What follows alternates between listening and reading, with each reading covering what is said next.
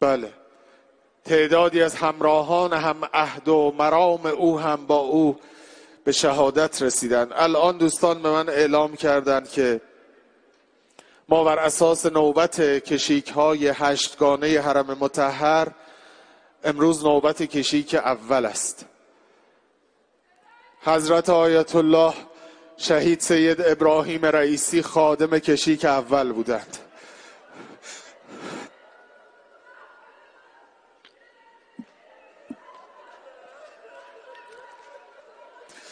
امروز در این صحن و سرا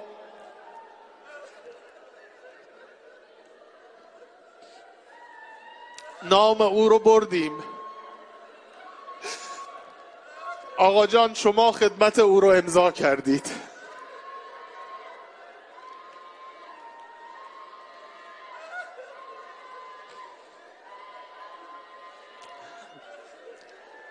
یا امام رضا میخوام شما رو به مادرتون حضرت زهرا قسم بدم. میخوام شما رو به جواد